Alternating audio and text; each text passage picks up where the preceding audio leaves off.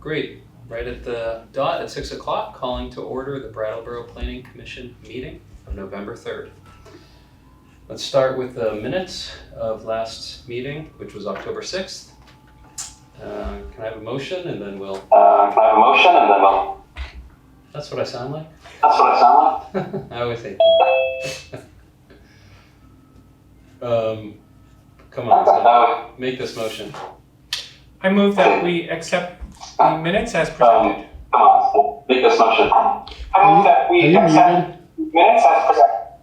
Second.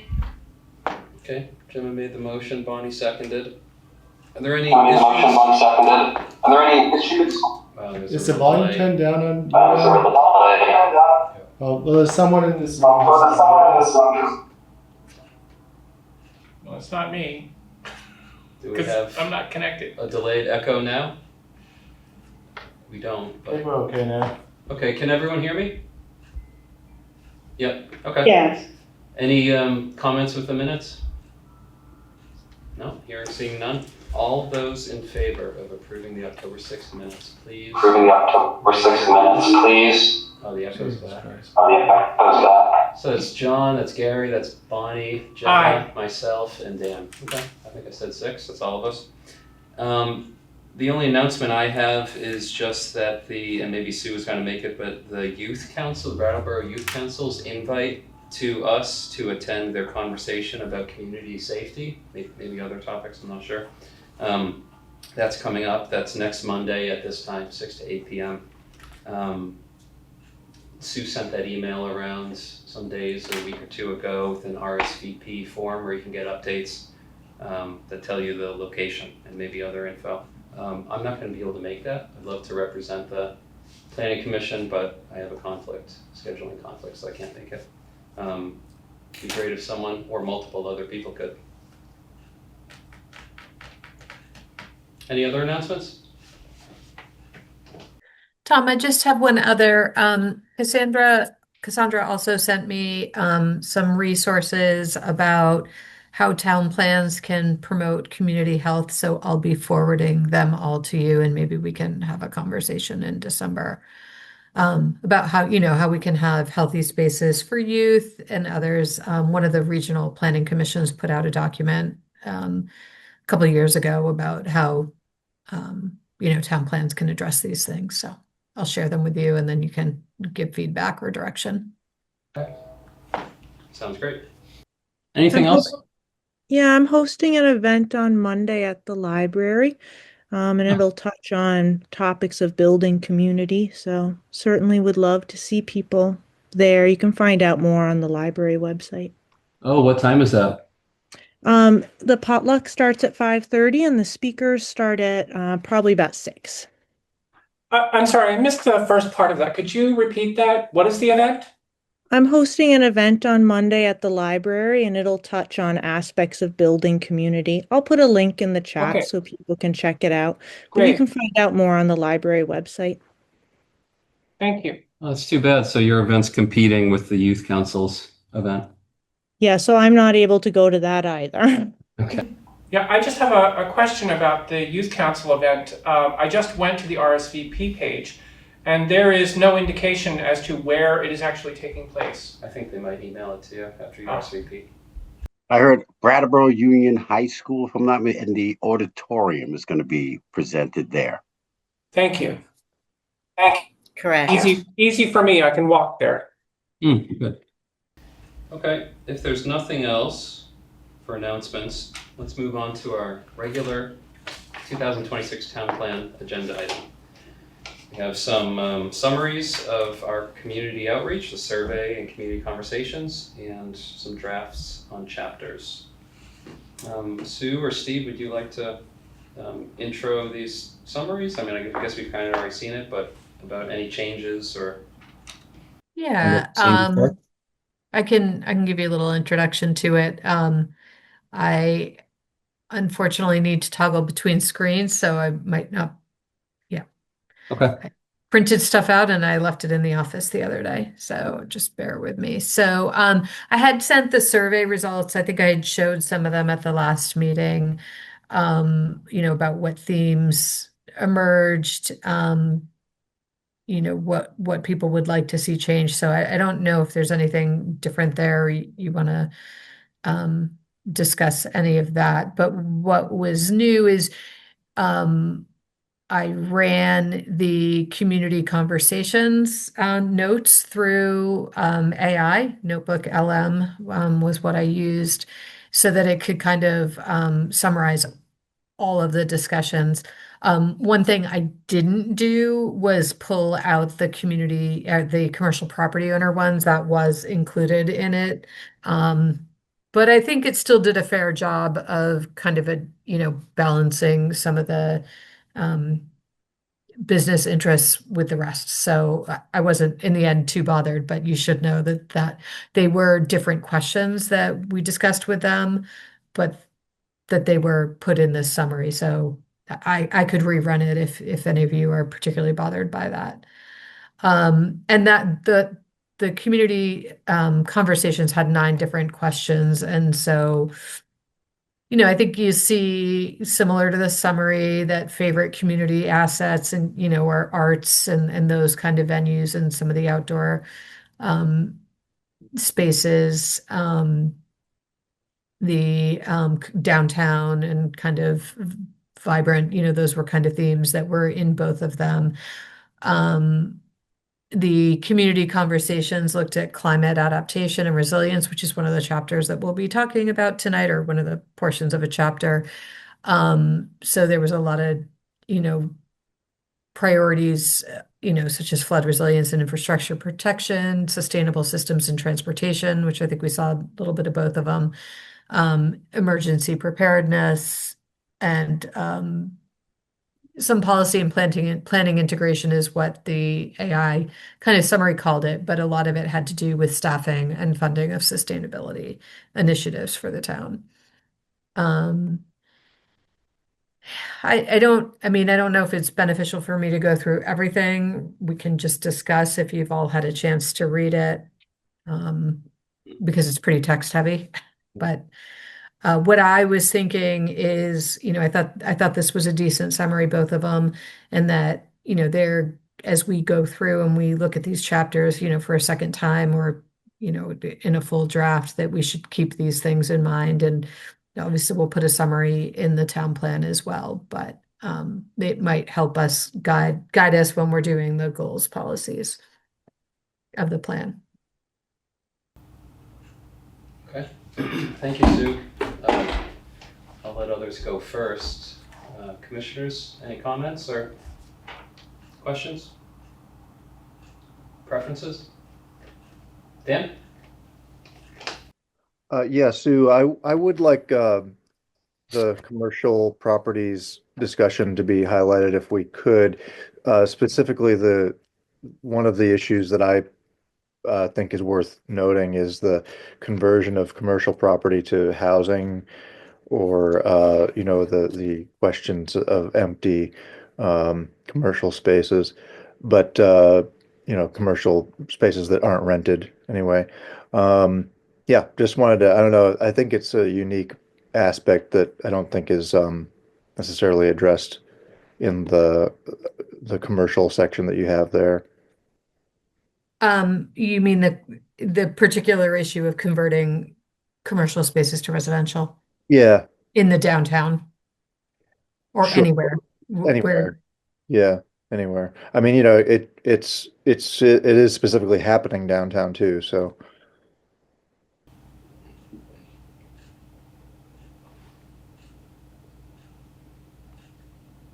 Dan, did you feel like that wasn't mentioned or wasn't given enough importance from the original notes?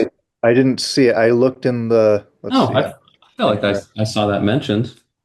Yeah, I think it was mentioned. I mean, I think it's an interesting conversation to have, and we have had somebody come to, I think it was brought up at a select board. I've heard it mentioned a couple of times. There was one conversion that, probably was a loophole in our regulations. Um, I think it's certainly something to keep in mind. I also want to be mindful that it's kind of one person that said it at a meeting. Sure, sure, Two fair enough. separate meetings, but I think the issue is in the summary. Okay. I must have missed it, but I'll look again. Thanks. It's not there. No. Other commissioners? I think that what I would like to say or ask about these community conversations is to the other commissioners, is there anything about the responses in here that you found particularly surprising, that you weren't expecting to hear from people? Because my personal feeling about all of these is that I'm seeing all the same things said over and over again. And none of these are really of any surprise to me. You know, people want more development here. They don't want development to come at the expense of the environment.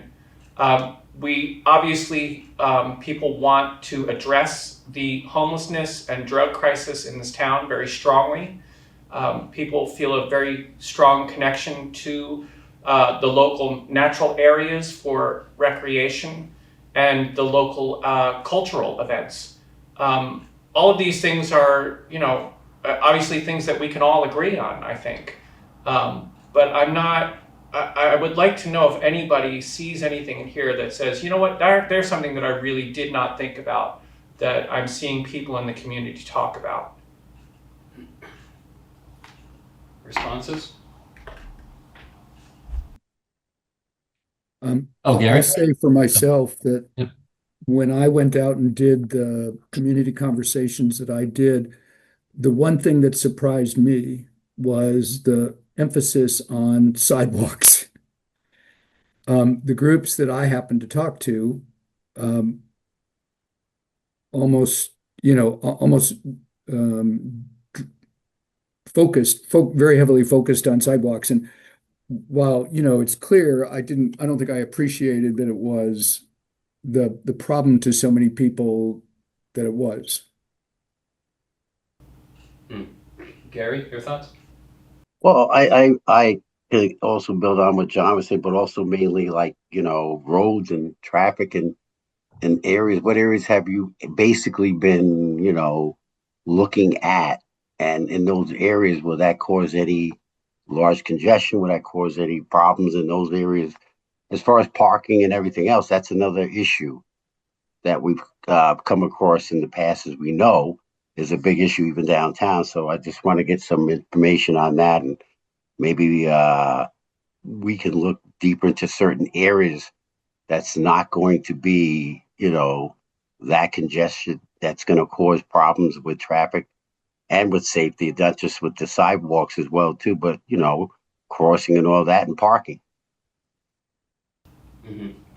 I'll give a response too, which is that I think seeing as this program, Notebook LM or any of the AIs summarize, I think there were contrasting opinions. Like I heard stop funding the police so much, and I heard others comments that were fund them more. We love them.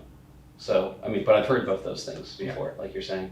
But I think especially when things get aggregated, and then it's certainly then is much more likely to be things that you've heard. But admittedly, I haven't gone into all of the comments of all of them and looked at them. But I think there would probably be some unusual or unique things there. But once they're aggregated, it's things we've heard before, probably, if we've been paying attention and reading for some years.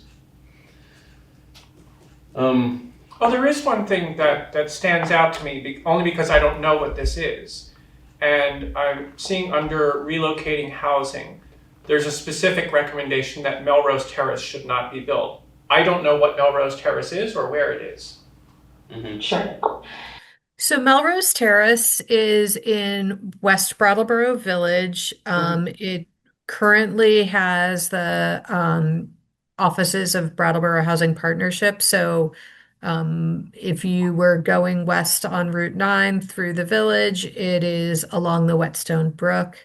It looks very much like it's one-story brick garden apartments. Okay. It was damaged heavily in Tropical Storm Irene, and that's why they built Red Clover Commons, because it was built in the floodplain, a lot of it in the floodway. Okay, So when it that was jogs my memory now. Now okay. I know what it is. Okay. And there is some plans, they did the floodplain restoration and the property is no longer in the special flood hazard area. Hmm. And so there's some debate as to whether or not it should be housing again. I'll give some comments.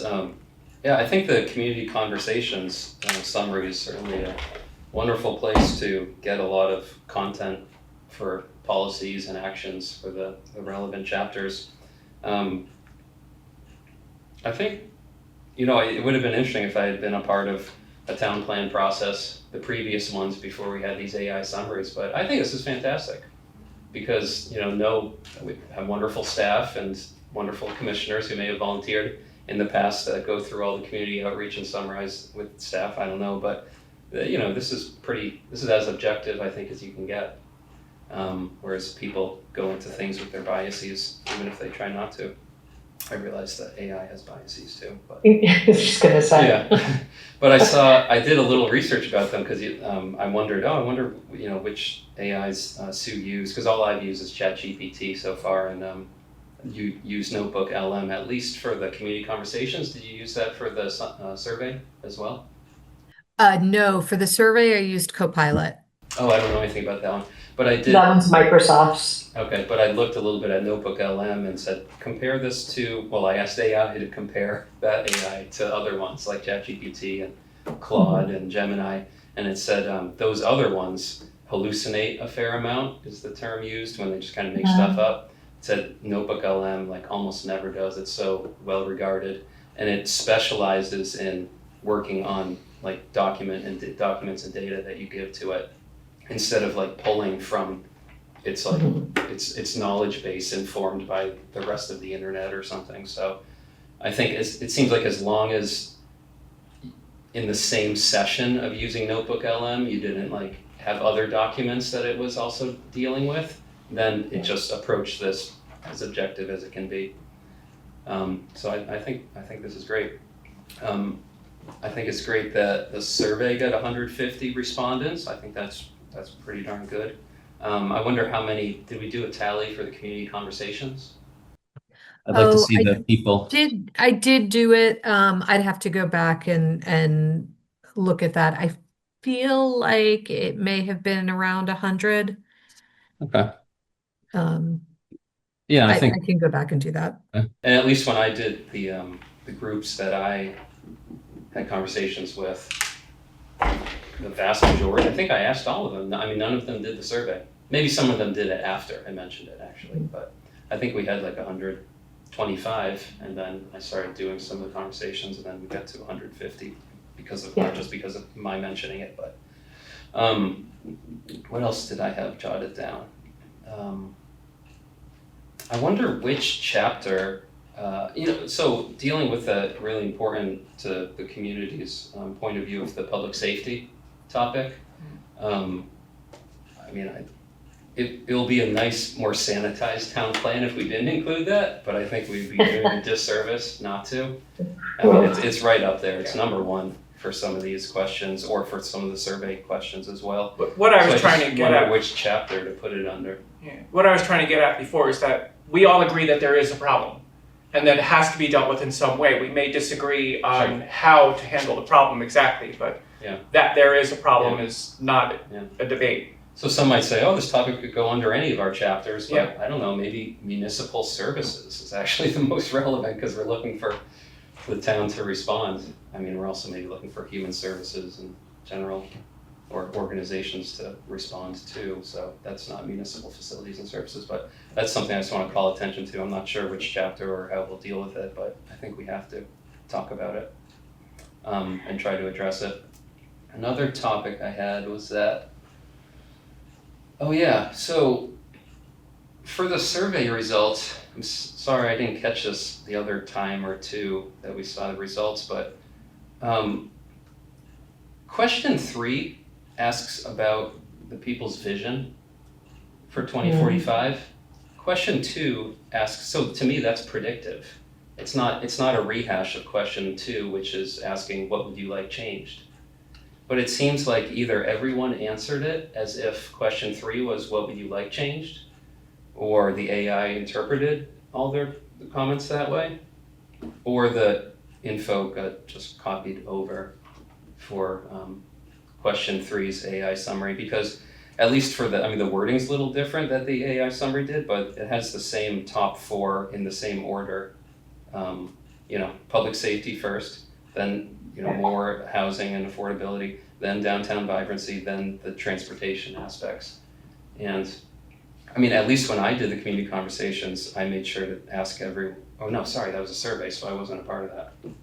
That was just automatic. But to me, I mean, if people view question three just like, oh, what would I like changed, then it was the same as question two for them, which I think is a shame if that was actually misunderstood, in my opinion, by everyone who took the survey. But then also in the community conversations, there was 9 questions, and the one that I saw that I didn't see that seems to be missing from the summary is also about predicting change coming in 20 years. Like, what are the pressures we might face and the opportunities we might avail ourselves? I didn't see that there. So I really, no one knows the future, but I was really hoping to, I mean, I think we do have it. I think maybe it just got lost in the computer Yeah, I'll work have here. to, Tom, I'll have to go back and Okay. look. That was probably my error on that one. Yeah, no And worries. then I'll have to look at the summary again. I think I agree. Like when I saw that one come through, I'm like, that's something weird. And so maybe I need to prompt it in a different way, Okay. to get more of the vision. Yeah. Yeah, because it'd be great to, it's kind of like asking the audience, and sometimes there can be some real wisdom to that. And and to actually know, because if we're planning here, it'd be great to have the best chance of knowing what the future will hold. At least by using the collective wisdom to try to determine that. Do I have anything else? Oh yeah, so in the survey, the last part maybe about the values, I just kind of irked by that those words. So what was the prompt? It was like, what value words represent a healthy, strong community? Yeah, and okay, affordable was number one. I get that. That makes sense. We can do something with that. We can with many of the questions. But the second most popular value was community. The value of community is associated with a strong community. Okay. I don't know how we can. I mean, it's kind of circular, right? And then the second one is livable. I feel think like they were that's pretty using circular community. too. Yeah. I think they were using community 2 different ways, Tom. Okay. Oh, you just yeah. One is a and group of people, and the other is a people that feel some sort of commonality. Oh. Yeah. And Tom, I think if Okay. you like in the community conversations, I know I heard a lot from people that they appreciate the events that bring people together Yeah. to kind of feel good, like gallery walk or other events that people can gather Mm-hmm. and just be in community with each other. So, Okay. I mean, yeah, was that the best question? Probably not. Well, I think too, Tom, it's about socialization too in the community, different ways people socialize Mm-hmm. in different, walks of life and different branches, and they come together in that commonality that Yeah. they bring to each other. And I think that's what they're pretty much expounding on. Okay. I guess I just wish people chose, at least for my brain, more like constructive, actionable words, but I understand if we interpret it that way, that it is helpful. Okay, thank you for clarifying that for me. I think that's everything I have about these survey and community conversations. Anything else, commissioners, on this? No? Well, I would just comment real quick that Mhm. the point I was making earlier is addressed under the community strategies section in number 4. It's not in the housing section, and I guess there might be other examples of it's in the community strategies for economic development and business attraction, and it just doesn't seem well placed there. And it does say that the upper floors of commercial properties should be converted to housing. in any case, I do think it's a fairly significant issue. I just wanted to raise that up, and there may be other examples of uh, pieces that were inserted into other sections that I haven't dug out. But I don't Yeah, know. But that, if it makes sense to you, I mean, I would just add something in there. But it wasn't just one comment. I think there was a little bit of a discussion of it. But yeah.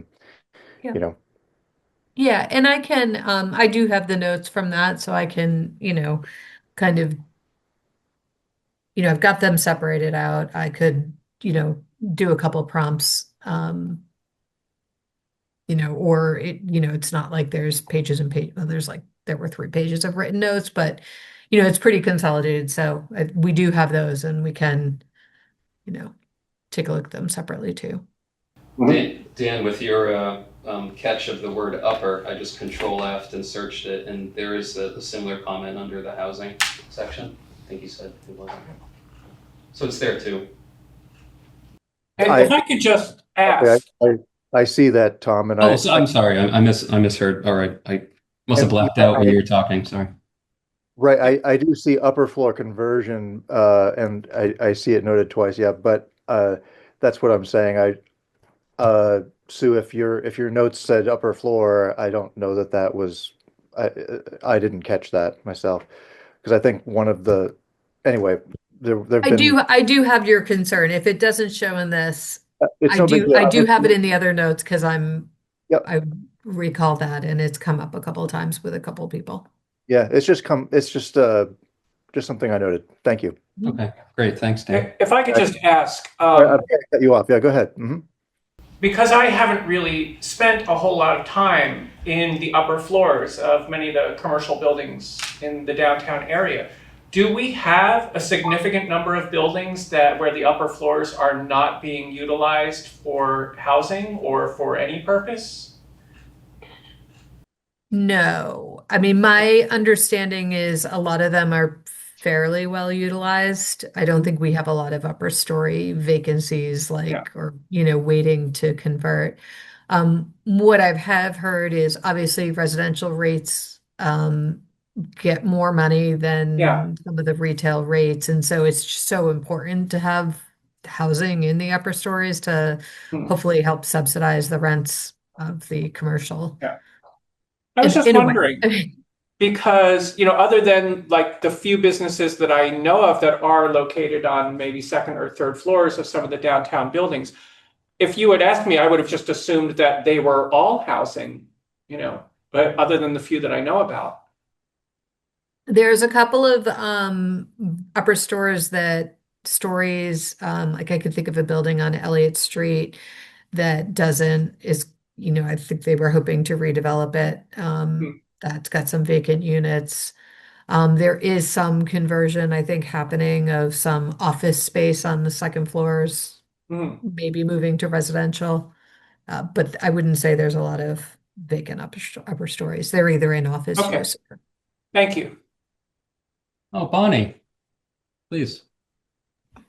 Yeah, hi. I'm curious about what the restrictions are because I know where the Vermont shop used to be, that building on the second floor, there are a number of law offices and different offices, and they aren't allowed to convert. Now, I just heard from Dick DeGray that those offices weren't going to be allowed to turn into housing for some reason.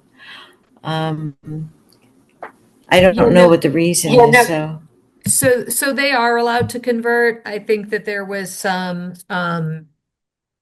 actually, I think that originally they were going to be converted and something has, now they're not. The upper stories are, but I think those offices, they've decided to leave them as office space. I think that's between the tenants and the property owner. I think that sometimes fire code changes, and maybe that could be why, the building owner. I don't know. I don't know. I'm just speculating. Yeah, because I think the building owner really wanted to convert them to housing, but for some reason he couldn't. But okay, thank you.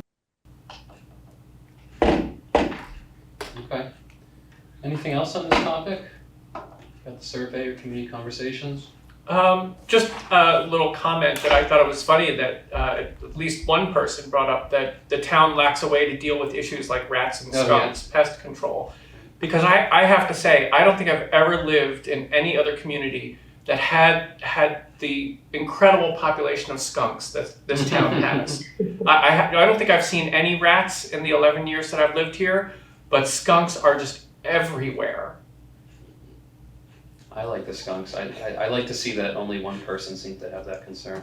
I don't like them only because I don't have air conditioning at home. Oh, yeah. So in the summer I have my windows open all day, every day. I've been thinking we should see about repurposing the strolling of the heifer outfits, which are white and black, to be strolling of the skunks. That could be the new big thing for Brattleboro. Yeah. Oh, and the number of skunks I've seen just blithely walking around downtown at night is hilarious to me. I love that I'm not the only person who has noticed that. I feel comforted to know that other people find our skunk population to be quite impressive. I feel much more intimately connected to skunks than I ever have before since living in Brattleboro. And there are many nuances. Who knew? Ours have really big white backs, which I feel is very different from the typical Pepe Le Pew skunk in the cartoons. So glad I'm not alone in noticing that. I think this is a topic that if all 7 of us are outside of a meeting, we can safely talk about it. This isn't quite planning commission business, but who knows? Every topic's kind of our business. Gary. Well, I just want everybody to forget about our friendly squirrels too. They're pretty much our mascots here in Brattleboro. they're few and pretty much getting foraging and everything, the poor things. Well, we've decided the imagery for the cover of the town plan. The loft at Cotton Mill, did we discuss that area that's at 80.2 for development, Sue or Tom or anyone? I'm sorry, where are you talking about? At Cotton Mill Hill, the loft at Cotton Mill? Was there any We've talked discussion? about it at planning commission meetings, but you haven't seen it in draft language because that'll come under future land use. Oh, okay. I mean, I'm You'll sure we probably all see that had next month. site surveys. We've been in that and wondering if anything in regards to what's happening with that, if any development, perhaps. Well, so no, right now it's zoning wouldn't allow it, but there had been discussions of development, but it kind of fell through. So we have some. It's a little bit on the back burner, but we're definitely moving in the direction to make like Cotton Mill be able to have housing. Oh, okay. Because I was also mentioning also the bread factory that's still there. I don't know if anyone's bought that out yet. What the situation is with that as well. That one I don't. I think BDCC might own the bread factory, but I'm not sure. Okay. Okay, so these AI summaries will be used to inform, and we have them.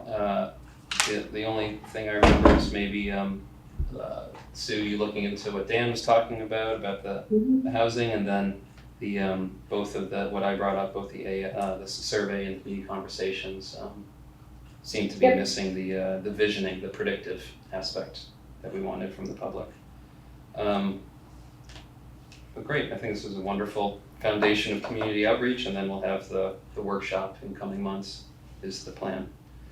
The in-person workshop. Okay, moving on to the chapters, or is there something else? Before you move on, I just want to say I am at a planning conference in Maine, and I went to a session this afternoon on AI in planning. And so while I'm comfortable using it for kind of summarizing some public input, there are its pitfalls. And so just want to put it out there. I'd be happy to talk about that with anybody offline at another time.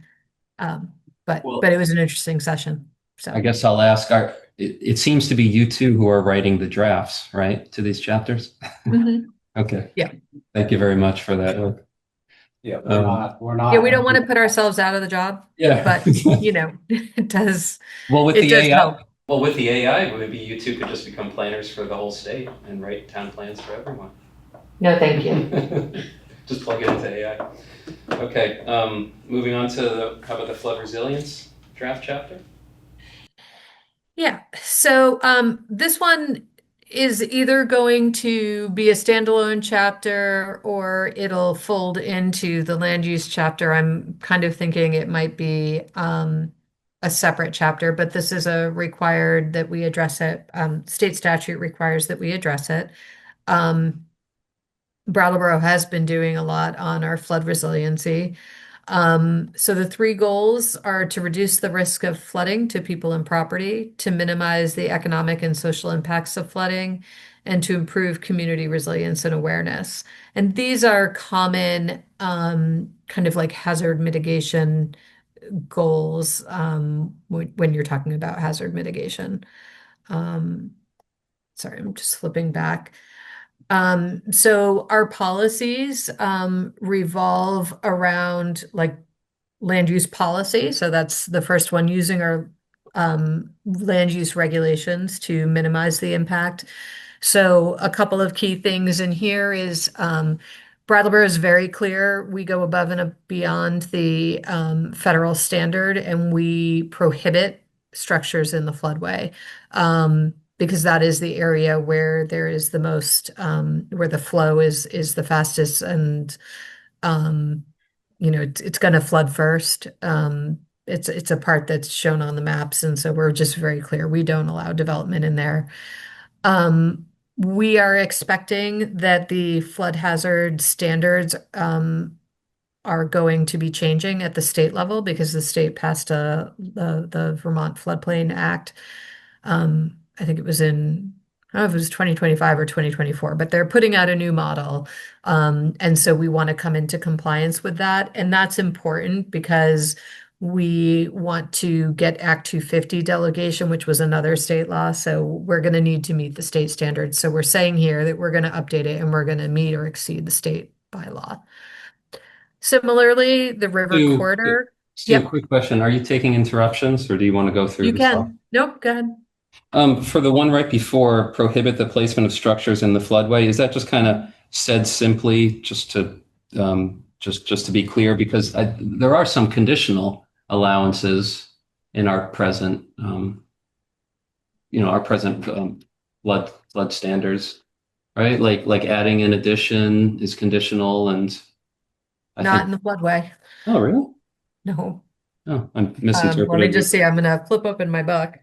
Um, Flipped it right up into the page too. Wow, good.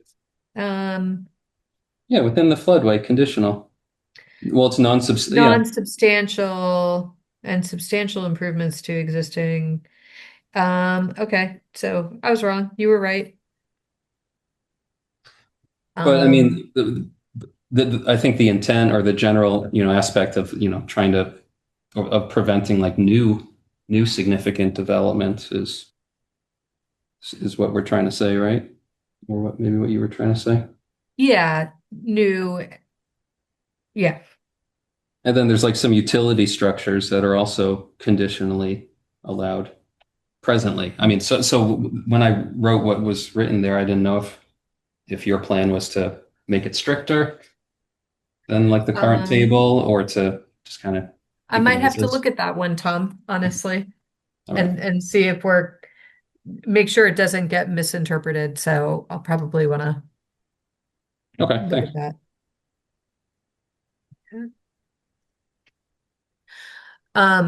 Sue, while we have you interrupted, Gemma has a comment. I need a little bit of grounding in what exactly we're talking about here.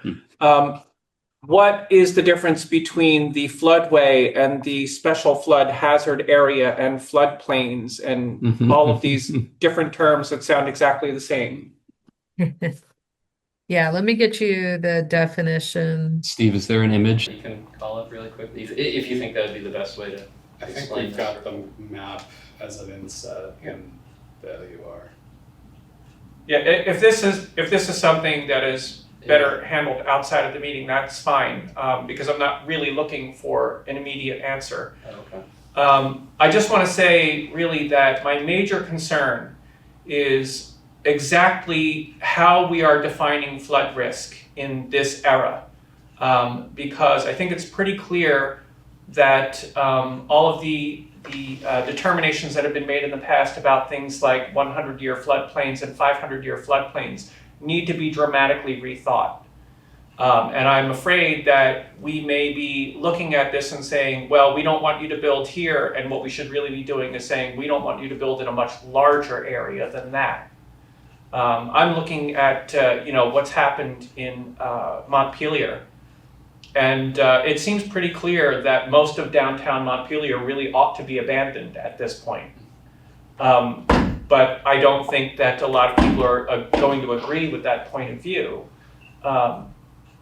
And obviously we have different flood issues here than they do in Montpelier, but we definitely do have flood issues here.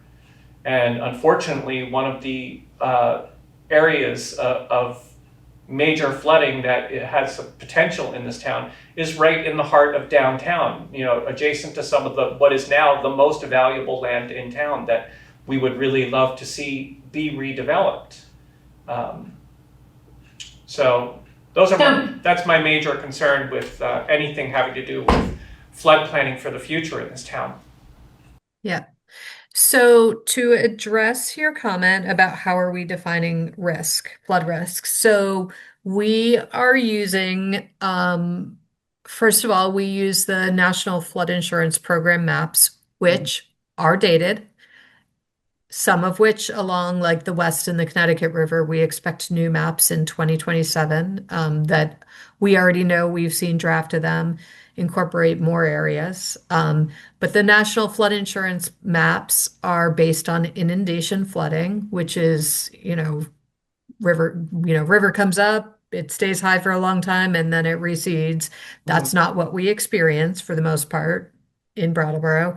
We experience fluvial erosion where there's like a big storm event and, we're getting damages that are outside the floodplain area that's mapped on the NFIP maps.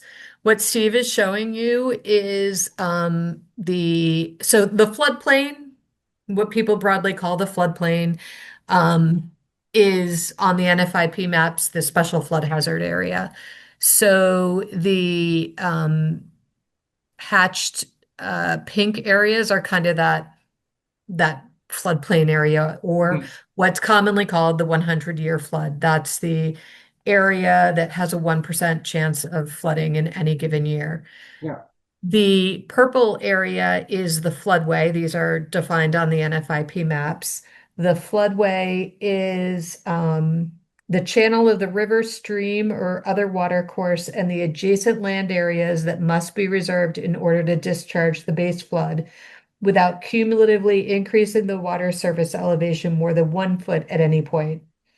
So these are mapped on the NFIP maps. So this gets to the next kind of policy of what we're saying that we're going to do, or action, I should say. Vermont has mapped the river corridor area, which is the kind of meander width of a water course. And it's the policy in the state that these are the areas that, we really shouldn't be building in because we want to let the river naturally take its course. And so these are vulnerable areas. So what we're saying, because again, we want the delegation of the state land use permitting, is that we're going to adopt river corridor regulations. Now, there are some ways, like we're not going to totally abandon Flat Street because it's already developed. And so Right. there are some rules around that the state river corridor regulations take into account where, if you can have some infill development, there's some ways, but I haven't looked at their model in a long time, and they're also updating that right now.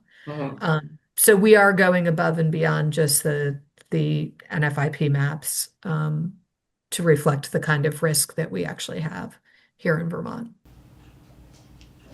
Thank you. Okay, I don't see any other hands up. You want to proceed, Sue? Okay. So yeah, so under the land use, so we're gonna, do the river corridor like I just mentioned. Stormwater management is also a piece of it. And then also we're gonna look to, have housing outside the floodplains and the river corridors. Um, and, that was something that we definitely noticed or, recognized when Melrose Terrace flooded and they needed to find locations for new housing. And obviously, we've done a lot about creating some new areas for housing and looking for infill, like on Putney Road or other areas where water and sewer. So, Sue, so that before my time, but I've seen it, and I know you brought it up, that Whetstone corridor plan mhm, to, mhm, for trails and redeveloping, was mhm. some of that the housing that was envisioned as possible and would be nice, like maybe if the lumber or the kiln Yeah. dry place, goes out of business or sells, that could be housing and raised Mhm, up, a story with non-damageable materials on the first floor. Is mhm. that in contrast to your action E here about guiding future housing outside floodplains and river corridors? Or is that area not in the floodplain or corridor? No, that is in the Yeah, it's definitely in the floodplain, yeah. probably in the river corridor as Okay. well. Yeah, and I mean, I'm not necessarily insinuating or even like saying like my position on it. It's just accept that like, oh, that plan looked nice. And so, Yeah. by having letter E here as it's written, that it would, make that harder or say that we don't want to do that. But it seems, so close to downtown already, so highly developed that, that buildings can be built with to be resilient. It's in a very straightened part of the Whetstone Brook. Um, and part of doing the floodplain restoration project at 250 Burge Street and even at Melrose Terrace is to kind of slow the water. Hmm. I think we have to look at that. I'd like to discuss some of that with Brian. He's the office expert on these regulations. Hmm. Um, because yeah, if we wanted something like that, that would be a challenge. I think given E. Yeah, maybe a caveat to E is like except when there's like overwhelming value, such as in the already built downtown area. Well, that Whetstone corridor study actually was interesting because at the time we did that, like the state was like, retreat, retreat, get away from the rivers. And we're like, but we have all this infrastructure there. It's part of our historic fabric. And so that was a way to look at, okay, how can we keep development in these areas where we've so heavily invested, but do it in a safer way. So I think, that's still valid, but maybe we need to talk about that in the plan. Hmm. Yeah, I think so. Okay. John has his hand up. Oh yeah, I can't see everyone with the view. So, Sue, with E in policy one, which is to guide future housing, is the town also considering relocating? No, Okay. no. Um, But some state money helped the Mountain Home mobile home park or manufactured home park do that partly. that's true. Yeah, I mean, that is true. We have been working on a project, although at this point, our obligation was to do a master plan with Tri-Park Cooperative, which is Mountain Home Park is one of their parks. And they have since they have a project manager and they're actually looking to relocate about 26 homes out of the floodway um, into other parts of the Mountain Home Park. So I guess there is some relocation still going on.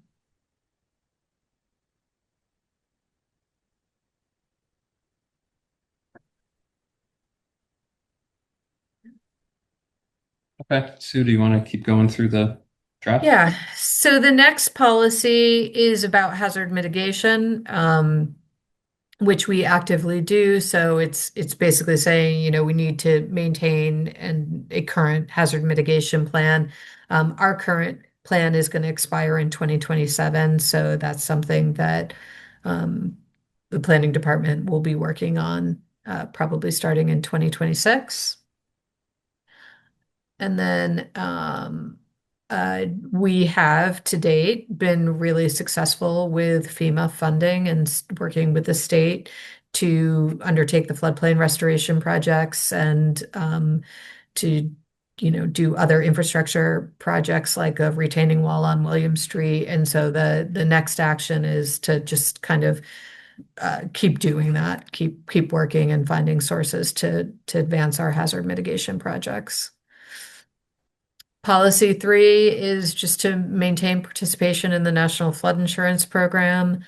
Policy 4, this is the Emergency Relief and Assistance Fund program. This is if we have certain standards, we have damage in a declaration, we get reimbursed at higher rates the more that we've done. So, and then policy 5, this maybe could.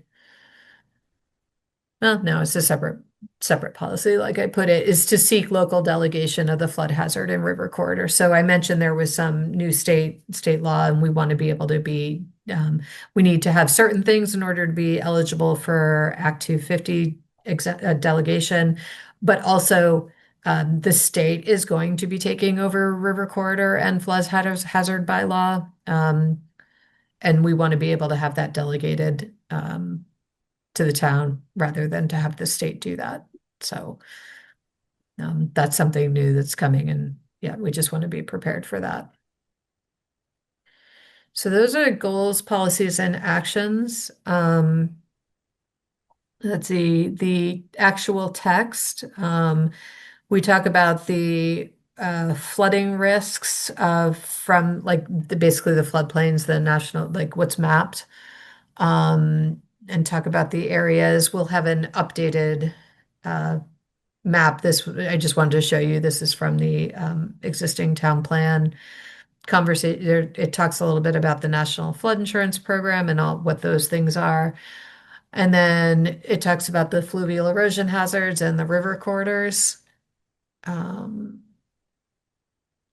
Talk about vulnerable road segments. And I'm still looking for some numbers from DPW.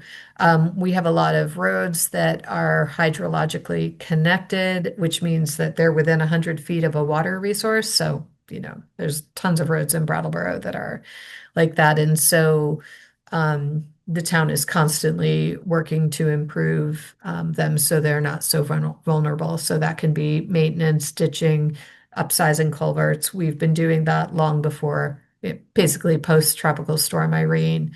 And I actually sat in a meeting with DPW and some UVM researchers on Friday.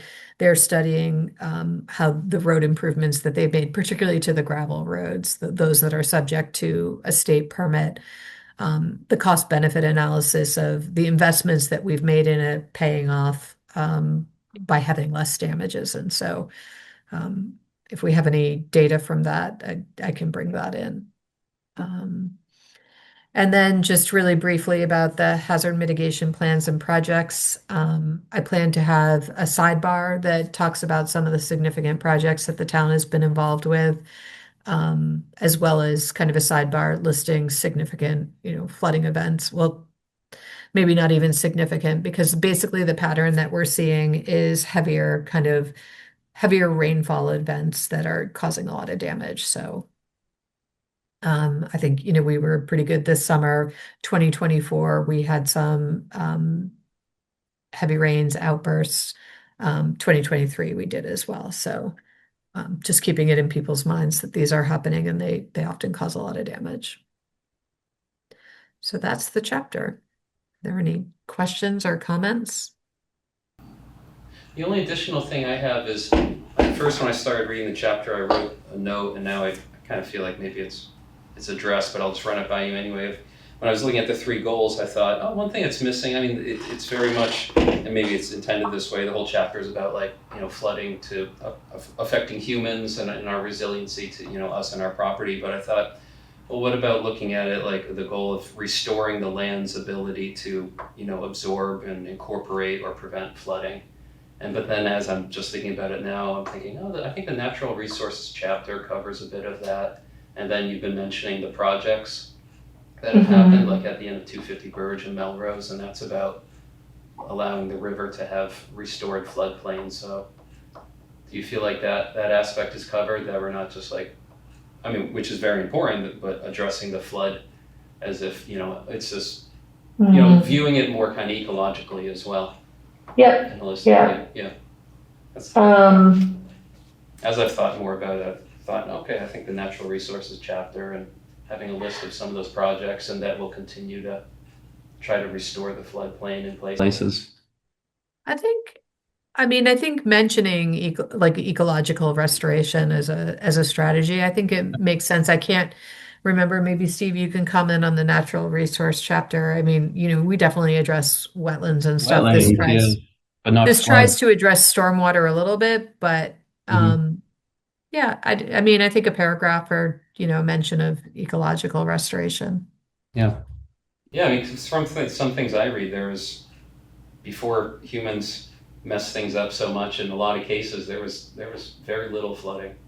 Of course, there certain weather and conditions, but the really thick topsoil was like a sponge, and all the beaver ponds, and then the rivers could expand into all their floodplains. So I realize it's a different world now, with human property in the way, but there's things we can do, and we are doing some of them. So, Lindsay? I don't know how directly related to the plan this is, but it brought to mind for me something that I've seen over in Wilmington and in other towns where they have markers about the high flood zones and high water marks. And I've noticed we don't seem to have that in Brattleboro. And so I wonder if that's worth considering in the plan as something, as an opportunity to educate people about what we're doing to help mitigate that in the future. Like maybe it's not just a marker that says the high water mark, but what we're pursuing as a town, sort of a way of taking part of the plan and making it a little more public and available, on the side of some building or something like that. Just a thought. Or maybe the change in the 100-year flood level because of the projects that the town and state have done.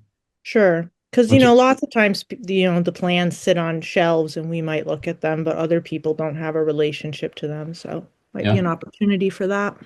Yeah, one of these goals does say improve, awareness. Yeah. I think that's a great idea. So does Bonnie by message there. Gemma? If I could just ask Lindsay if there is a particular high water mark in a town someplace that you're particularly thinking of. Well, over in Wilmington, there's one on the side of their town hall, which is as you come into town I think it's the first set of lights at the four-way intersection.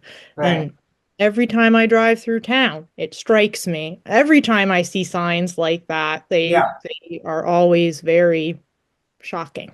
Yeah, I was just wondering because when I thought about it, the only one that I could remember seeing is one in Florence, Italy. Where I think it was the 1966 flood, which was 8 feet above the top of the Ponte Vecchio, which is the old bridge that crosses the river there. And it's really shocking to see how high that water actually was. But I couldn't think of any in the United States that I can remember. They're pretty common in Western Massachusetts too, in relation to the 1938 flood, I think it was, at various locations. So, yeah. Hadley, I think, has one. Yeah. Well, was that the year of the hurricane? Yes. Yeah. It was a big hurricane, and yeah. Hey, commissioners. Sue, anything else with this chapter? No, thanks. Okay. They're all good ideas. Excellent. Okay, let's move on to the land use draft chapter, which has the existing/current write-up. Steve, can I hand that over to you? So hopefully everyone's had a chance to take a look at that. It's half of the chapter, essentially, because the other half we expect to develop from the feedback that we'll be getting in the land use exercise that we're going to host with the public. And so for the same reason, the goals, policies, actions, what have you, those are not fleshed out at the moment because we expect those to come out of the public engagement work. So what you do see in front of you is primarily a descriptive chapter or half chapter. I don't imagine that it is anything unexpected or controversial. In certain cases, it's not changing the original language from the previous town plan. There was an early paragraph that I thought was perfectly succinct, so that stayed exactly the way it is.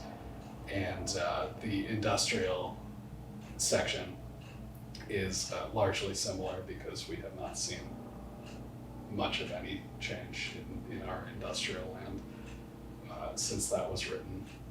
But maybe there are some thoughts that you folks might have as to whether those decisions reflect how you're feeling about the state of our current land use. Great, thank you, Steve.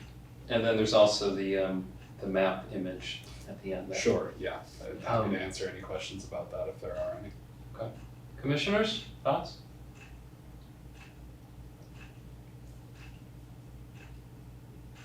I don't really have any because, as Steve said, this is pretty much just descriptive of how the land is actually being used in town right now.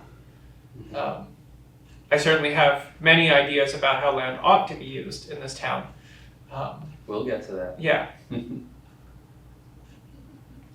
Compared to the current map we have of land uses in the current town plan, which is actually just building uses, overall, I like this one more. It tells you more. That one is easier, the one in the current town plan that just color codes buildings and doesn't really describe or give you any info on the land. It's easier to tell what the buildings are because they're bigger. Yeah. But this is, if people are actually able to zoom in when this comes out in print or on their PDFs, then this is more accurate and it actually literally shows the accurate surface area of the buildings. One thing that we could do so- is have the first map look pretty much the same as what you see now, but all of the buildings be just one color for building. And then pop that out as a second one where the non-building uses are just gray and all of the buildings are the colors that you see here. Yeah. I think that might help with the contrast level. It is a lot going on. It is a lot, yeah. Yeah. And there's just a couple nitpicky things, which is like the mixed use and the industrial colors, pretty close. And then like the Whetstone Brook is green instead of blue there. But I'll send those little notes to you later. It probably like auto-populated from something you did, so. But Yeah, this is data that's from the state and federal sources as far as my understanding is that they used some algorithm that they developed on satellite imagery to make decisions about what the land uses were. And it's definitely a leaf-on imagery. So there are cases where the tree cover is overlapping parts of a building or parts of the road. Because it's the tree canopy is what you're seeing if it's labeled as forested, but it's largely quite accurate. It was my own judgment on what the uses of the buildings were as far as fleshing that out, so there'd be more information. So if any of those don't seem accurate, I would be happy to. you're able to change individual things if you want for quality control or something. Okay. Definitely. I'll email some observations to you. And the color scheme is certainly able to be changed.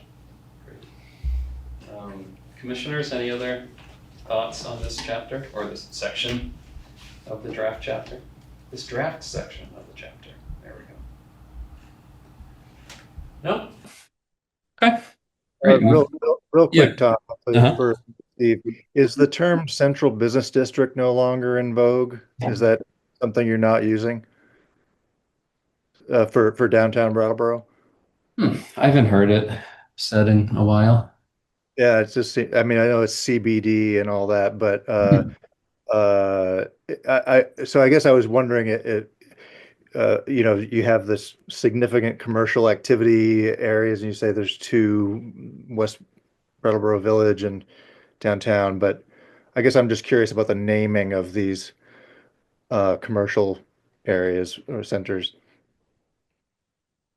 Hmm. If you have if it's worth, because you also, I think, Putney Road, you kind of allude to the Strode idea at the end there. I don't know if there's a reason, or there's like, if there's a simple way to say what these areas are, as opposed to just commercial centers and that kind of thing. You mean individually or as a whole, a term? Individually, I mean, just to distinguish, instead of saying there are two, I think that says there are basically two commercial centers. One is downtown and one's the West Brattleboro Village. But isn't the downtown, isn't that the CBD technically? I really, I'm It just is. putting this as a Yeah. question. I really, so I just wonder because like Putney Road is definitely a commercial strip Corridor. corridor. Like Sure. whatever the technical terms would be. I guess I'm just curious if we need to use those, or if it's good to just describe them.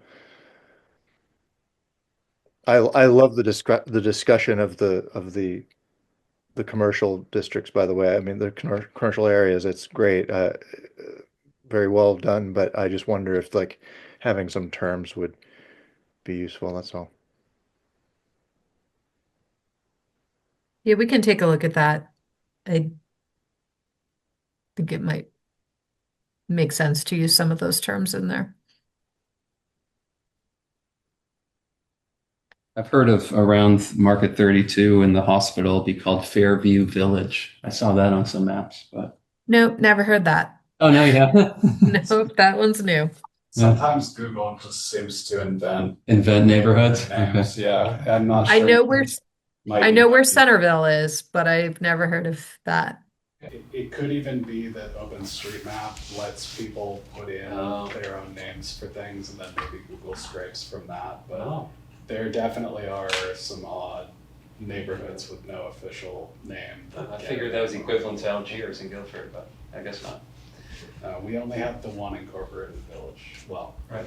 not even necessarily. It's not incorporated in the sense of being its own government. Right, but designated. Designated, yeah. Yeah. West Brattleboro Village. Okay, great. Are we done with this? I think so. Moving on to the reviewing the results of the work plan. Staff took this back and made it a little more understandable for us. And here it is. For your patience on that. Yeah. Do you guys staff, do you want to summarize this for us? Or state the conclusions you drew, and we'll then give ours and see how to take this and move forward? Steve, do you want to do that or do you want me to do that? I am happy to do it. I'll just need to pull that up on my own real quick because I don't remember off the top of my head the order that everything's in. Well, the first section is about immediate priority projects. The second is about intermediate priority projects. And then there's the second page just has a summary of all of that. I'd just like to point out that those first two sections are both defined as intermediate project in the heading. Yeah, just a typo there. The Yeah. first one should be immediate priority project. Yep. They use the word immediate in the rest of that Yes. first section. Okay. I'm not sure that's the case, Oh. but when Steve pulls it up, he can tell you. Yeah, immediate. Yeah. Because I think the way that it may have broken out is there was at least one person or two people willing to lead. Let's let Steve pull it up and Mm-hmm. Okay. Yeah, no, it was meant to say immediate or I feel like we were using a second word interchangeably with that, but yes, the first blue heading should have said as a immediate priority project, as something that we would, I believe the way we defined it was something that we should or must start working on now or as soon as possible and not wait for the town plan to finish. Whereas the intermediate was things that are not necessarily any more or less important than the first category, but either would benefit from waiting for us to finish the town plan or must wait for us to finish the town plan. So an example of the second one might be making certain changes to the zoning that need us to change wording in the town plan so that it won't be in conflict.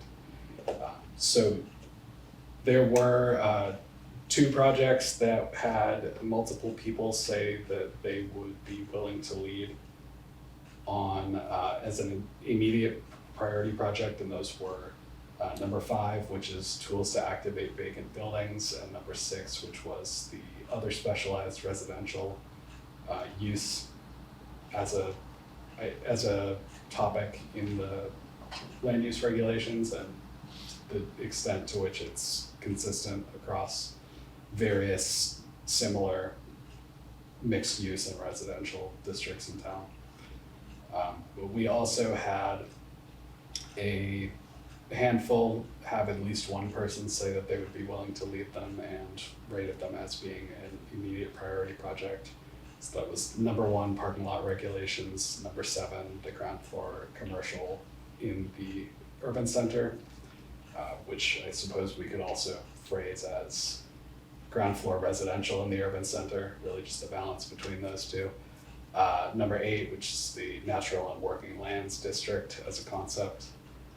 And number 9, which was the boundaries and the historic resource overlay district as a whole. We had 2 that had no one say that they were willing or able to lead, but we had multiple people willing to support, which was the neighborhood center zoning district in general, just taking a look at that. And then the service center, trying to revise that to become more in tune with smart growth principles or urbanist type development and become less suburban than it currently is. And then we had the final 2 were the Brattleboro Hinsdale cooperation sort of planning. I think that's mostly about infrastructure and housing, but I imagine it could encompass other things. And then town-owned lands in general, just strategy of what to do with them. Those 2 had one person, those were not rated as an immediate priority by anyone. But one of the key takeaways here is that across that category that I just summarized and the other category of the intermediate priorities, at least one person said that they would be a lead or a support on every single one of them. So we didn't have anything just drop off completely, which is in some ways nice, but in some ways a bit difficult as far as narrowing down the 10. For immediate priority, we had a few that got more than one person volunteering to be a lead, and that was parking lot regulations, the Brattleboro Hinsdale planning cooperation, and the historic overlay district boundaries. And then for the ones that had no leads but at least one support, it was the service center smart growth, town-owned lands inventory, tools to activate commercial buildings, vacant buildings, other specialized residential in the LUR, ground floor commercial in the urban center, and the natural and working lands district. So the general takeaway was that nothing was completely unsupported, and it appeared from the 2 categories that the thing that had the highest level of support for immediate prioritization were the tools to activate vacant buildings and other specialized residential in the LUR. And then for the intermediate level of priority, be the parking lot regulations, Brattleboro Hinsdale planning, historic resource overlay, and town-owned lands. But the level of consensus over how to categorize them was pretty low. Nothing had a quorum of members voting the same way. Steve, did any of the ones where at least one person offered to be a lead have at least one person who offered support? I tallied everything up and I never saw that. So this was primarily, the way that I analyzed this was to look at just as did someone support it? Mm-hmm. If yes, how many? And then if no one supported it, if no one volunteered to lead, then were there any people willing to be a support, or was there no one interested in the project, full stop? And we didn't end up having anything fall into that last category, but generally speaking, I believe it's the case that everything that had a person volunteering to lead tended to have someone willing to support, albeit some. But you didn't include that. Not in this. Okay. The way that people chose to categorize how to prioritize these projects split the number of people that were either willing to be a support or willing to be a lead. Mm-hmm. Because some people put it down as an immediate priority and some people put it down as an intermediate priority. So if you were to ignore that aspect of what we did, you might find that there are certain projects that actually have a quorum of people willing to work on them. But the way that we split them up means that there is still seemingly not a high level of consensus over how to prioritize these. I apologize for interrupting. This is an excellent job of analysis. But to me, the exercise was, do we have people that are willing to work on projects that presumably are important to the community? And that would be, we seemingly have at least two projects that were considered, I don't know what an intermediate priority would be. I consider that to be an A priority because I use the ABC. But we had two projects that are willing to have project leaders. And my question would be, so that we don't lose the point, not pointing the fingers at anything particularly, but is this something that staff can support? I think If we open these two projects up, then would other people sign up and say, yes, that would be interesting as long as I don't have to bear primary responsibility for making it happen? I think staff was saying a couple months ago when we were setting this up that they are just slammed with other obligations. They were the and could offer a little bit of I support. remember was that staff is slammed. They don't have any time to drive these projects. I understand that. And so then we actually went and said, well, if staff doesn't have time to drive the projects, do we have people on the planning commission who feel like they have the knowledge, experience, and time to drive the projects? So we've gone that far now, and I'm really drilling down the focus of this so that we don't just chat on it endlessly. And we now have two projects that apparently have people that have signed up and said, well, I'm willing to lead this. Multiple, yeah. So the question I think is, if somebody leads this from the planning commission standpoint, can staff support it in a supervisory role or whatever term you want to use, but a non being responsible for driving it role? Mm-hmm. Is that reasonable based on what we had talked about? I think that's a good characterization and way to move forward. What is Sue and Steve? What's your response to that? Well, I was going to respond, but I don't know if we want to hear from Lindsay first because I don't know if it was a response to something John said or okay. Yeah, Lindsay, if you don't mind, Tom. Yeah, Lindsay, if it's on the same topic, go ahead. Yeah, I was just gonna say that at least with my proposal, which is the other specialized residential and the land use regulations, I really think that could get going and do a lot with very minimal staff interaction. So I just wanted to mention that. I think that it's fairly straightforward and simple and yeah. And for the number 5 vacant buildings, tools to activate vacant buildings, the 2 people who offered to lead on that, do you have a good sense of, or a sense of how you could move forward and work I on think that? that was the one, it's been reworded a little bit, but I think that was the one that I offered, which was how can we activate more of the buildings? What kind of incentives?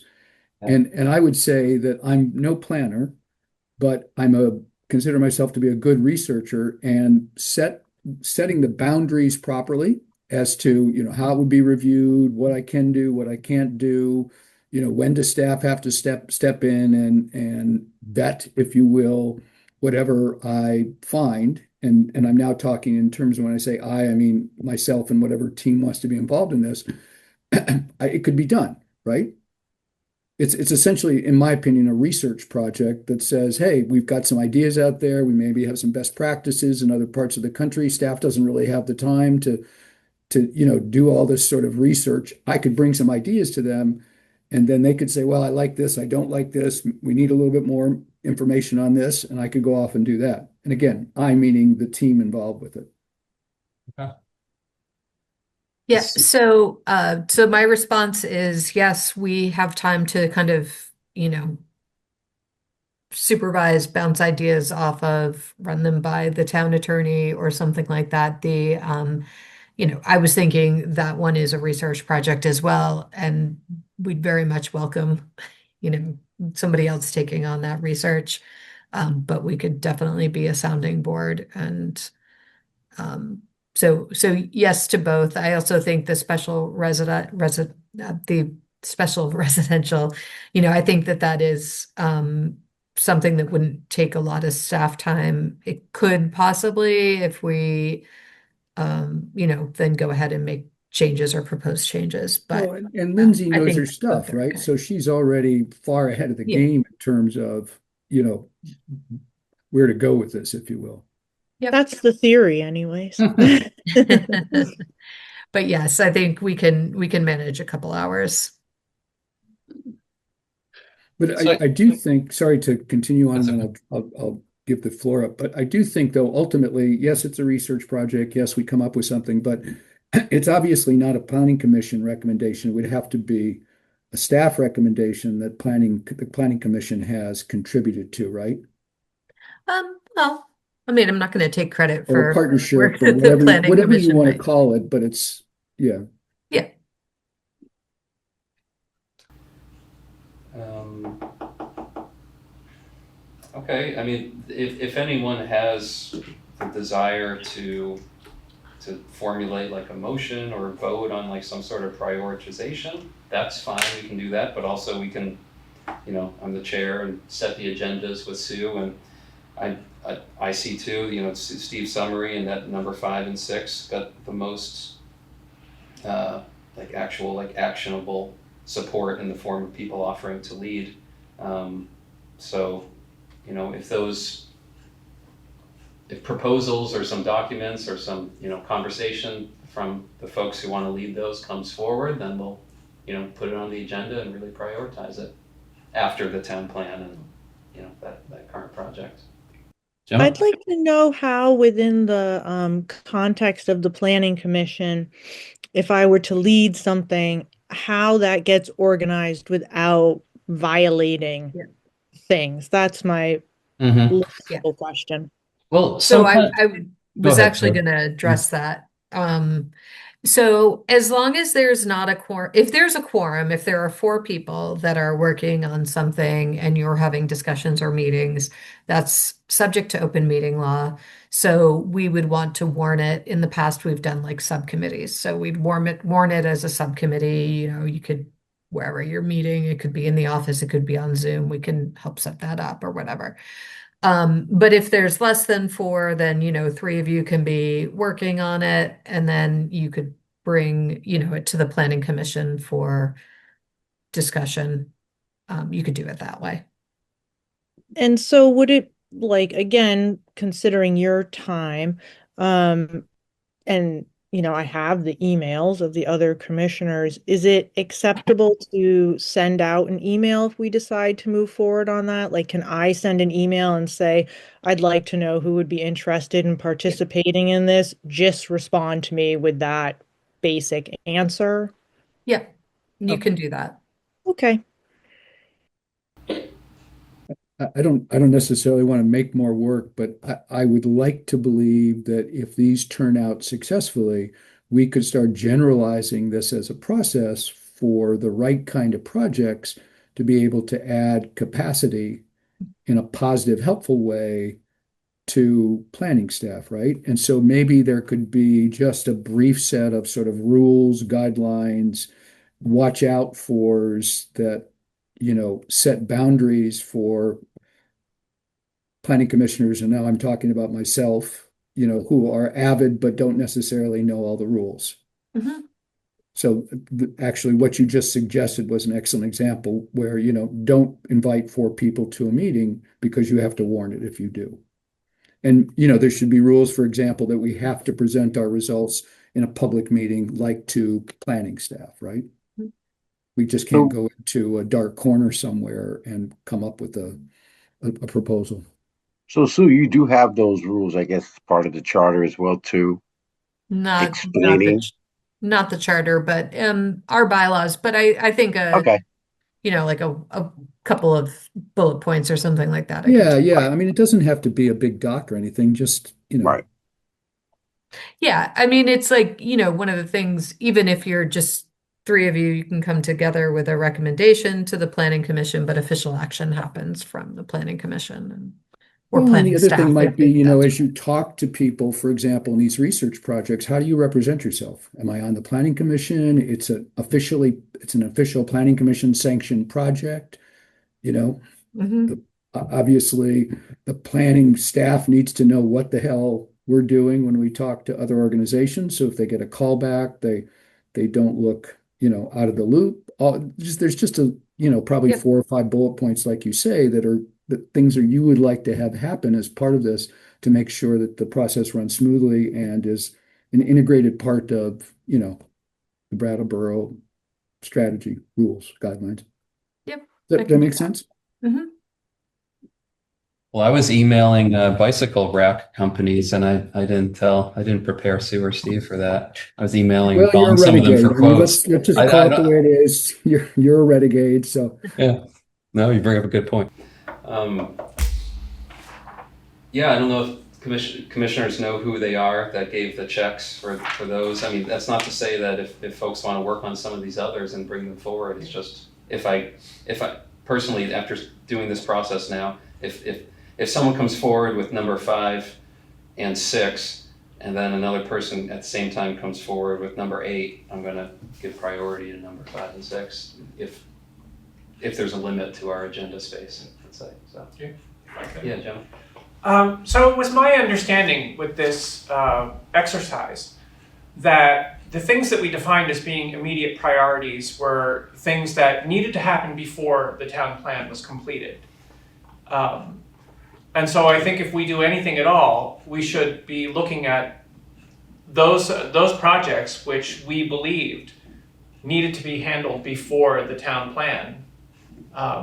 And everything else, intermediate things, were things that either needed to wait for the town plan or could wait for the town plan. So we should, yeah, I think I we would should. say, go ahead. Sorry.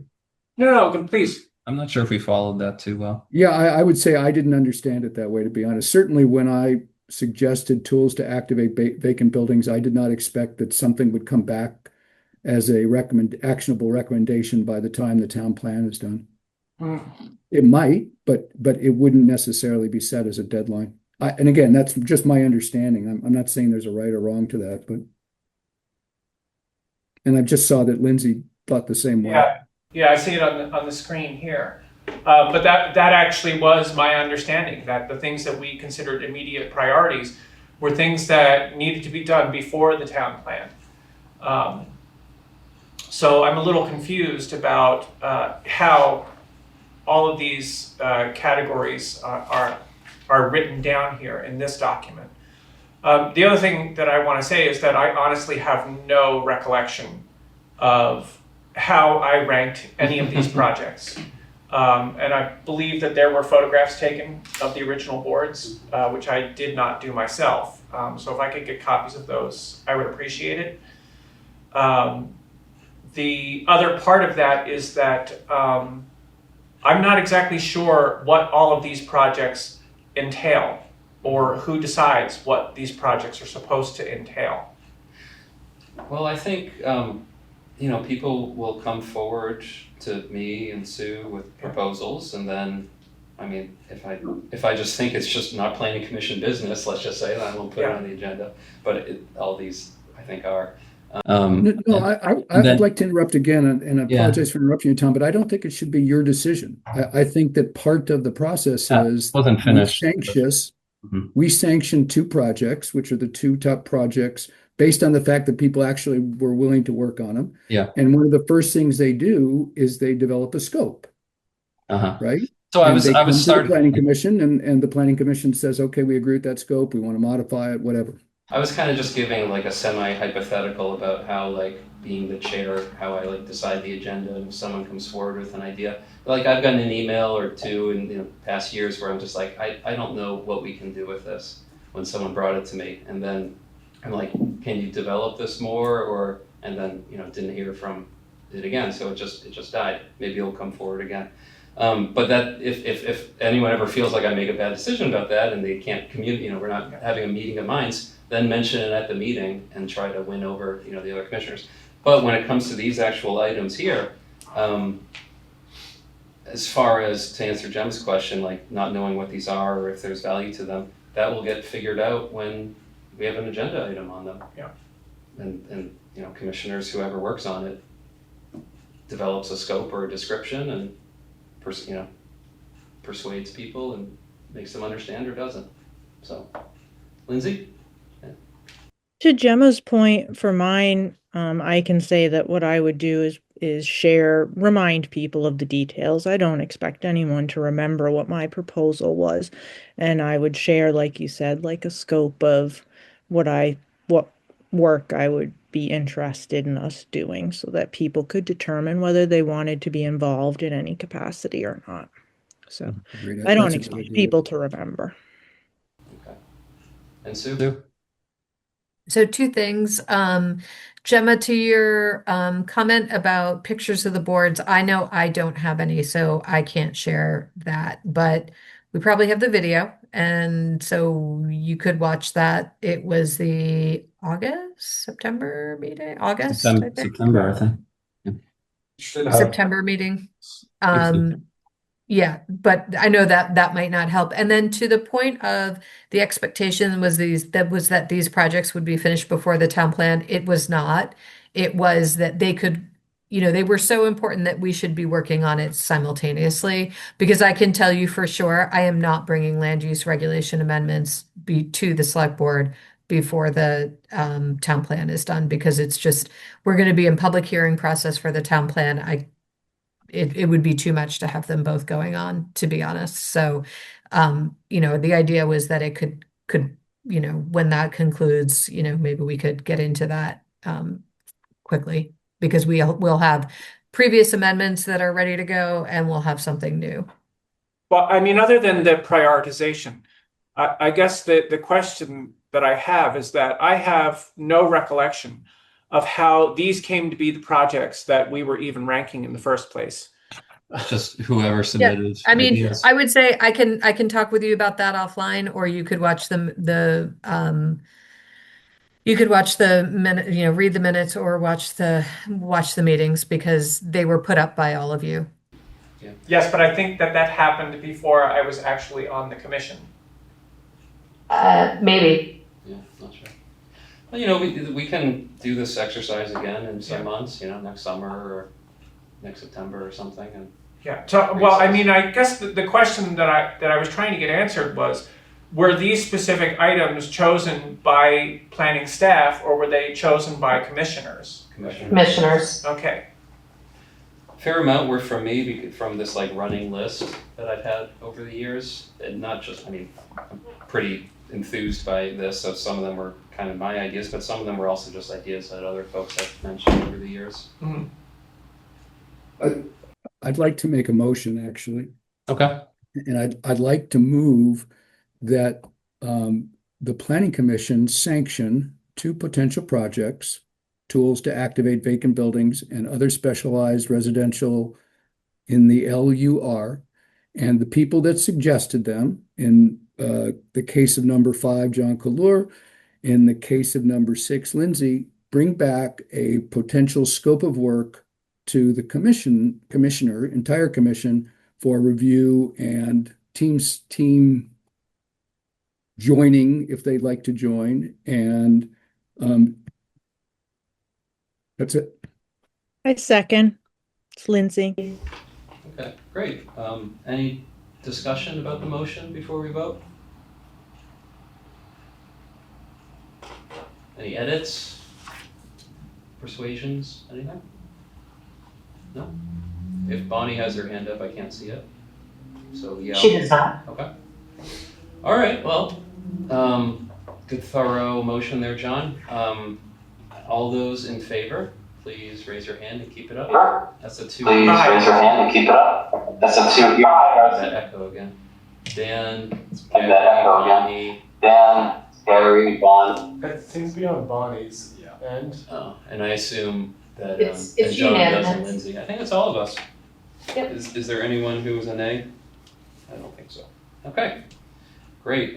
Is there any more to talk about this right now? There are other projects, and so I don't think this necessarily rules out people working on them, but it's just we've sanctioned and prioritized a couple of them in addition to stuff we're already working on. Okay. No, I think I'm comfortable with that because that at least gets us moving on something. Yeah, I was hoping this would. Great, okay, let's move on to the downtown bicycle parking. I worked on this a bit based on folks' comments last meeting. The main one being about getting quotes, like price estimates, a sense of how much things will cost. So I added a whole nother page, it's at the end there. And it's just meant to be kind of in note form. I'll get to that. What else did I add though? I think I just changed throughout the document a little bit of some terms that weren't really too substantial and a little bit of formatting or coloring. But on the 3rd page at the bottom, where there's the summarized recommendations for implementation, I just put those parts that are in parentheses there just as a potential suggestion that may be the basis of what we vote on. And then if it goes that way, then I won't have to change the document, but don't let that be a barrier to how you may want to vote. I won't have to lift my laptop again and open the document and make a PDF out of it. But that's not much. But I also heard that proposal from at least one commissioner last meeting. And another proposal was just focusing on the 4 locations that are high priority existing under town control. I think I heard that one correctly as well. But I went with the more generous one. Could you point out Yeah. again where your recommendation is in this? I apologize. Sure. I couldn't find it and I can't find it now. Yeah. Everything's a little slammed together to try to not make it a big document, but it's dense. It's on the 3rd page. So there's 2 tables on the 3rd page, and the bottom one Right. is outlined. And so there's a high. The table header is acquisition prices is what it's called? Oh no, that's the very last page. That's page 6. Let me share the page. Okay. Great, thank you. I'm missing it. Yeah, there wasn't enough space on the pages to add numbers to them. I thinned the margins. I did everything to just. You gotta go on the legal side. I Yeah. don't know if you can see my cursor. It's the black outlined table, right, Tom? Oh, Yes, okay, it is. okay. Yeah, so each of those is made up, each of the high, the medium, and the low are made up of existing parking suggestions and just new bike parking additions. The low priority is just not because there's not a need or anything, but it's just will be hard for the town to effect control because they're not town-owned properties. Letters could be written or phone calls could be made or whatnot. Coffee could be had with people, but the top two are town owned. And I think you'll see that, I mean, this is my opinion, but when you look at some of the cost estimates on the last page, obviously there's a varied range, but for racks typical to what we already have, like the U-locks or the inverted U's and the post and rings, as far as town costs go, I don't think this will be very pricey to have a pretty good improvement to the bike racks in downtown Brattleboro. Yeah, I mean, so shipping is always going to be an aspect, and then the more you buy from one company, the more you group things together, the less the shipping is per unit. In the case of some of these, there is like a bulk discount of a bit. If you get 5, 10, 15 of something. But as you see, like at the company Mad Racks, you can get an inverted U or a post and ring, I think very similar to what we have in Spaces and what I would recommend, that are under 200 each. One thing that's notable as far as what I think is like prudent and wise purchasing is that the second category, so once again, I'm on the last page. Oh yeah, you have it displayed there on the Zoom.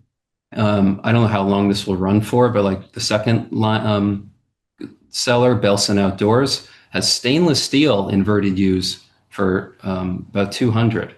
And I know a fair amount about metals and materials because of my roofing work and whatnot on my house. And that will last way longer than just like a painted rustable steel rack will. So to the extent the town may want to look into doing things for the long term, that could be something to look at. But other than that, you see that there's quite a markup on stainless steel for the other ones. There was Tom, less. Can I I don't know if interrupt I'm for a second sure. and ask Sue if the town facilities has the capacity to do the work that you suggest as part of the recommendation? So I can't speak on behalf of Department of Public Works because they would do this, but I have alerted them that the Planning Commission has been looking at this, might, be suggesting an investment in some bicycle racks in the downtown, and that was not, there is a budget line item, I think, that they have for Okay. bike facilities. It's not really very high, so this is something that it could be used for because other projects just wouldn't have So enough. under the scenario that it sounds like you're suggesting, they would simply start with the highest priorities and keep doing it until they ran out of funded money for doing the work. Potentially, yeah. Okay. I guess I'm my sorry, I'm question just now trying to with the turn it, town I'm trying to budget, turn it Sue, into an how's that actionable work? recommendation. Oh, you guys are talking over each other. Oh, I'm sorry. Go ahead, John. No. I'm No, I was good. just saying, going out there with the town budget coming around, does that fit within the parameters of what the town budget will be able to afford? They have existing funds for this year. Okay. Yeah. And as far as maintenance and all that's going to fall under the purview of, you said, the DPW Mm-hmm. or Park and Rec? Okay. Yeah. DPW does the current bike racks in the downtown. And I would hope, if this moves forward, that DPW that uses their discretion. I'm sure that there's some aspects and details that maybe I missed, but I would hope that they, consult, which is on page 4, where that's another dense page, but where I just have all those bullet points with kind of best practices in general of where to place bike parking and also characteristics of bike racks.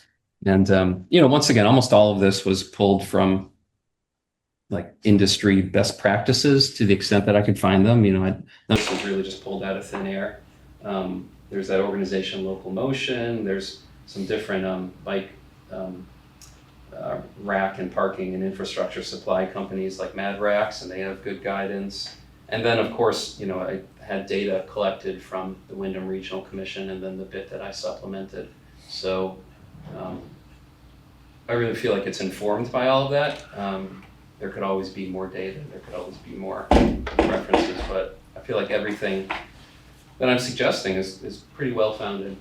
Now, can people always just find a pole or a tree to lock to? Yeah, but there's a fair amount of unsatisfaction with that, and then also damage that can occur, and especially when people have more expensive or heavier or bikes with cargo on them and whatnot. And then there's also, I've heard expressed a lot in town, like the as part of like cleaning up Main Street in the sense of removing the parking meters and some other things, this desire to make the downtown a little like neater and more orderly and not as cluttered with signage and some other street furniture. So I realize adding some more racks would do that, but if it's appropriate racks that are best suited to bike parking, then it would be more orderly and bikes wouldn't be falling over or locked to places where maybe people don't like that. And so as far as the costs go, I just kind of left it all there with notes under each one. There's, to the extent that each of those companies had inverted U's, I put a quote of one that I thought was best fit to what I was recommending and best fit to Brattleboro, and same with the post and ring. And then, admittedly, getting a locker or box is a relatively higher ticket item. I think there is potential there if it's put in the right place and managed well. I don't know if that might involve partnering with a downtown bike store, where they have to go into the business to get a key or a code for the locker. Maybe that would be different to when the town trialed a locker, so I've heard years ago, and it didn't work out well. It would be good to know more about that. But the bottom three in the chart are this type of rack that I think has some good potential because they make use of already existing street furniture. I think I've talked about this a bit before, and it's described on one of the previous pages with photos and a little bit of a description. But they're basically loops that attach to lampposts or signposts, so they're not adding a whole new piece of street furniture. And at least in the case of this one by a kind of an odd named company, myparkingsign.com, it's just $60, and shipping's pretty cheap too. Now, it doesn't have the nice aesthetics of the other ones, but the other ones are United Kingdom-based companies, and I wasn't able to find out what shipping would cost, because also both of those companies aren't like, what's it called? They make everything to order, so you have to give your specifications and details, and then they work up costs and shipping to get it over. And there's more of a lead time because they're not just, they don't have a big supply of like these mass-produced ones. And as you can see, the cycle hoop, but they are pretty attractive, but it comes with a cost, I think, for those other reasons I said, like the cycle hoop one, about almost $650. And so, and that does not include shipping. And I did actually get a quote, rough quote, from the last company, Smart Streets, also UK based. I got a quote today, so it's not in the document. And they said that, there's all sorts of details that it depends on what you want and the features, but generally $260 to $350 each, and then shipping would be extra. And once again, the specifications are like the size of the post it goes on, what sort of locking feature you want, and materials like powder coated steel or galvanized or stainless steel. So, but I think scanning through these, people can get a general sense of the cost per item and shipping. And I think when folks were making an estimate at last meeting, saying like, oh, let's just say $500 per rack, including shipping, and then doing the math, if all 25 would cost $12,500, I think that would cover most of these options pretty well. Tom, So I think that was a good estimate people made last Do you month. think you should go ahead and make a move to a recommendation, move to make a recommendation? Yeah, I'll do that after maybe any questions or clarifying things or that people may want to ask me or espouse. And then, I plan to make a motion. Yeah. Gemma? I would only say that I don't think that we really need to concern ourselves all that much with the actual cost of these things. Our role, I think, is really just to recommend to the town that these are the places where racks should be installed and how many should be installed. And it's going to be up to the town staff and the select board to decide exactly how much money they want to spend on it, whether they want to go for stainless steel or powder coat. I mean, we can certainly, make recommendations to them on that front. My concern about the powder coated ones is that the powder coating gets damaged and then somebody's got to repaint it, and otherwise it begins to rust. So obviously stainless steel is the preference, but whether or not the town wants to spend on stainless steel is up to the town, not up to us. So my recommendation would be at this point that we make the motion that we recommend to the town that these 25 racks in these places should be installed and be done with it. Okay. I guess probably what I wanted to say, basically, I love your presentation, your PowerPoint, and I love the cost analysis. But being that state of Vermont's big on local, are there any other local areas and other businesses downtown that would contribute or be a part of? And also, Well, Gary, to clarify, are you saying providers of these racks, like well, yeah, manufacturers? the local people that look at other towns that have other racks that are similar, that's local, that they've dealt with in the state of Vermont, rather like you said, the UK, because I know it's going to probably be a big tax with that. But in the general area, the populace, and that kind of narrows it down. It gives them a better idea rather than going down the whole cost analysis. Because I don't know about anything overseas, but maybe locally. And the bike shops like downtown, you can speak with them and see maybe if they want to be part of a contributor or a part of this too, and get an idea or a sense of they want to be helpful contributing to this as well. Yeah. I'd say two things to that.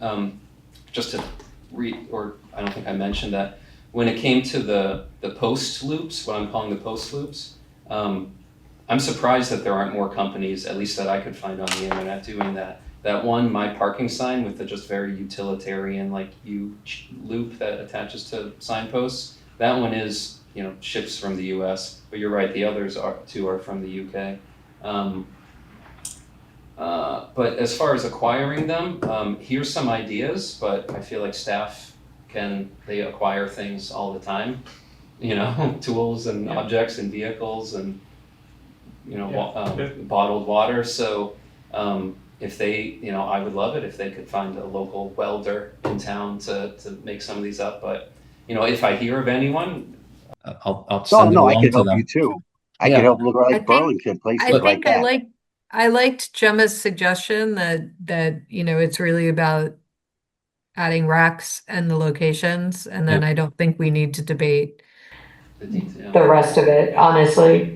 If I could just jump in here, because the process for acquiring these racks is something that would have to go out to bid. We wouldn't just be saying, okay, we'd like to buy them from this company, unless we define them as a sole source provider. The town would have to put together a request for proposal and send it to whoever is interested to offer a bid. Is that true, Sue, or is that just one way to do it? It depends on the amount that we're going out for. So, and sometimes it can depend if we're using like the state's procurement method. So, Oh, okay. I wouldn't worry about that part. So Anyway, my point is that there are established procedures for making these types of purchases, and that has nothing to do with us. All right, so Gemma made that motion. I will second it. Does anyone need it repeated? Yes. I don't know. So when Gemma said the 25, she's recommending that the high and the medium only. Yes, those are the only ones that are under town control. And so what you recommended was that that we're recommending that town staff implement these. Yes. Okay. I will just add, and town staff, please consult the notes that I have throughout the rest of the document to give some guidance and best practices while hopefully implementing this. I think I'm actually making that part of the motion. Can I do that? Yeah, why Okay. not? Do you accept that? Okay.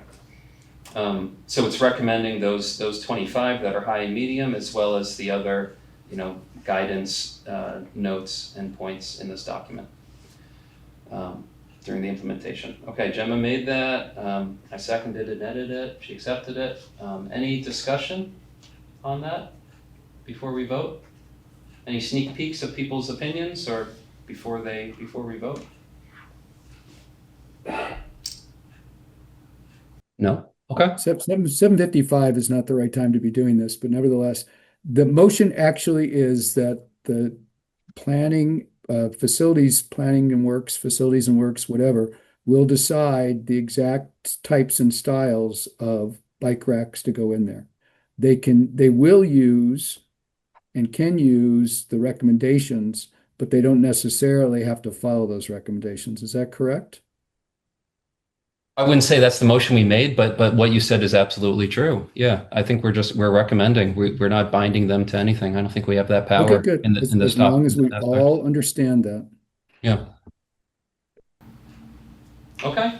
Anything else, commissioners? 3, 2, 1. Okay. All those in favor, please raise your hand and keep it up. Aye. You can say aye too if you want. That's a 2 here. There's Gary. There's Bonnie, John, and Dan. And I can't see Lindsay. She's up. Yep, I'm up too. Okay, great. Thank you, everyone. Glad to have your support. I spent too long on this, but I'm happy with how it turned out. And yeah, I think as we saw, I think I control F'd in this AI summaries for like rack or parking with bike, and I didn't find it, but there was lots of mention of bike infrastructure and improving that. So I think by inference, but also other previous town documents have talked about specifically bike parking improvements being wanted and needed. So, okay. Last thing is the public comment period. And there are no public. And we're going to end this meeting early, I believe. We've finished all our business. So I'll just adjourn. Good night, everybody. Yeah.